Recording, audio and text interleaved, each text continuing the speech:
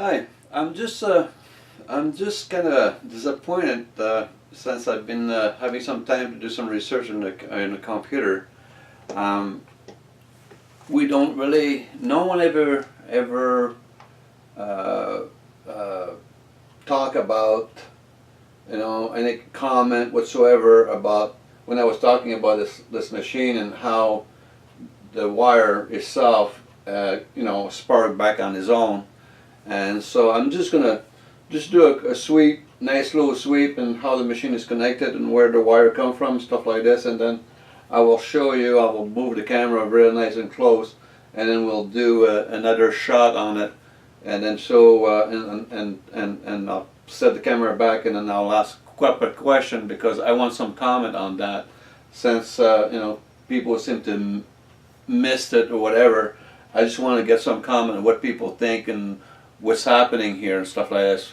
I have a very good idea what's happening, but I like the people comment on it, so I just want to know what they think. So it doesn't matter if it's a bad comment. I love the bad comment. It gave me something to laugh at, but I just want to know what you guys think about this. Okay, so I'm just gonna give you a nice sweep, and then we'll take it from there.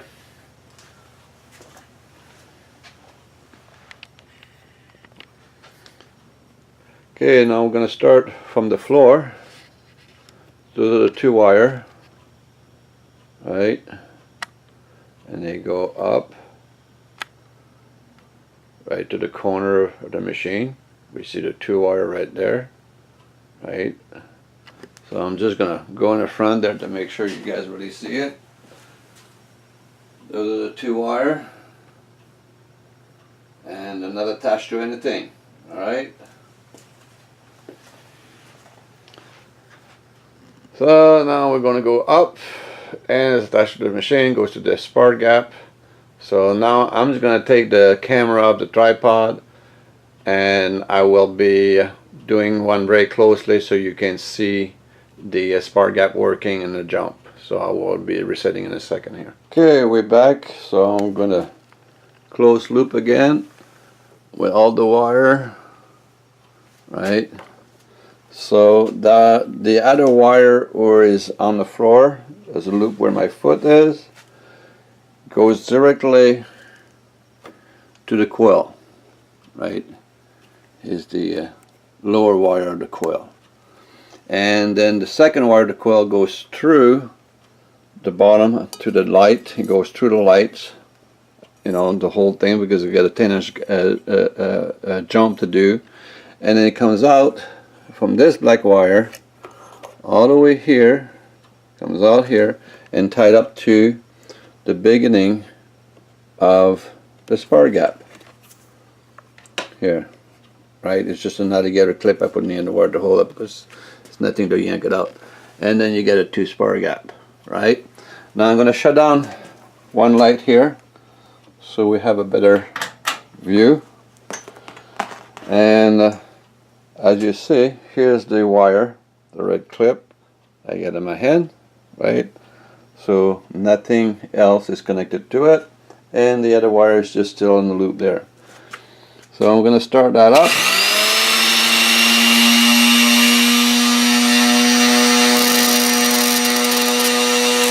As you can see, the spark gap, sometimes they work, sometimes they don't work, because there's nothing's happening here, there's nothing connected.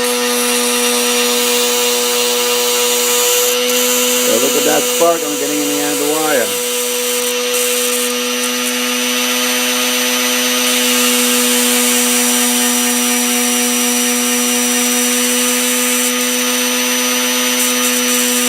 Look at that. I can stretch that up to half an inch. Look at that.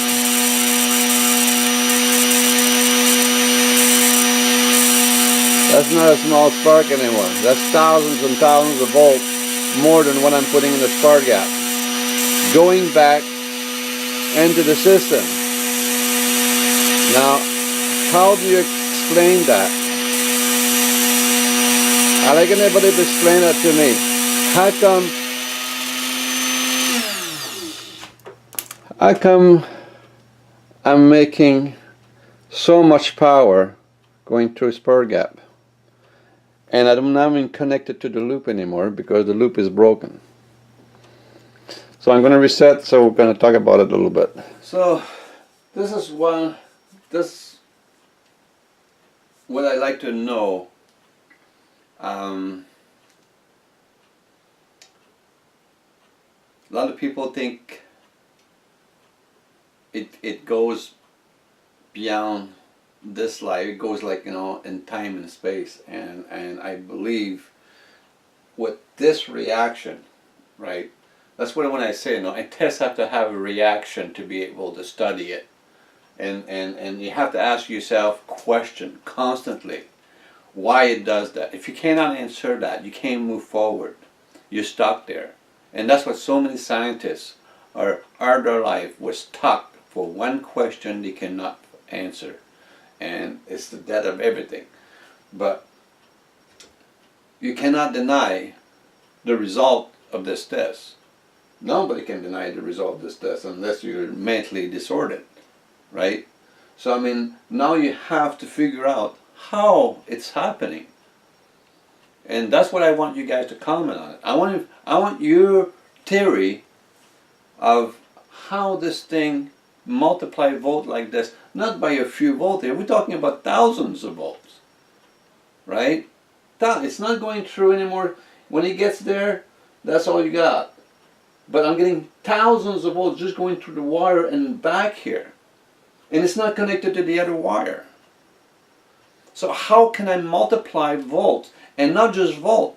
I multiply 360 300 hertz into just under a megahertz. Just under a megahertz. Probably about 30,000 hertz. You know? So I mean, like, you know, it's crazy what the spark gap does. They do change the frequency as a signal to resonance. That means it's on off.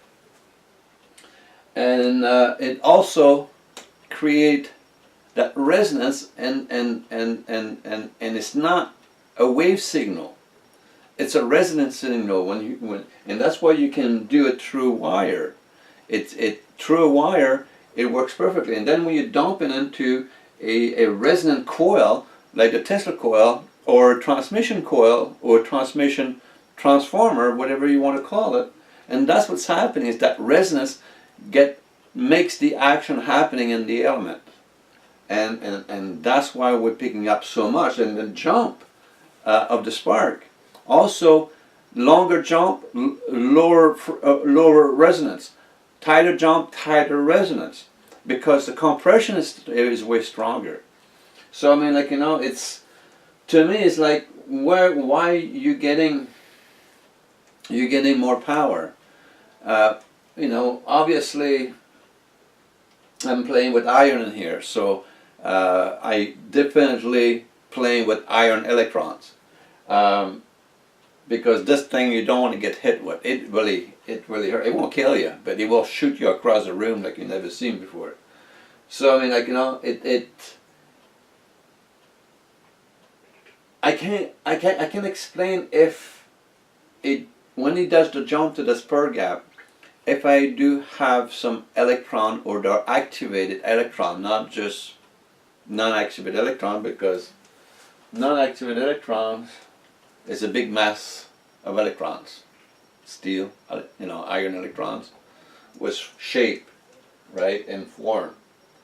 So I'm not too sure if that's electron, because everybody's, oh well, you're jumping in time and space and you gather more electron, but I don't believe electrons is like this, because iron electrons it's got a mass, a solid mass, and it's got lots of gravities. So I don't believe that's what it is. Now, heater, a lot of people will say you're going to pick up the energy in heater. Well, that's another thing is really hard to prove, because where are you getting the heater in the first place? I have nothing under negative pressure. I have nothing under pressure.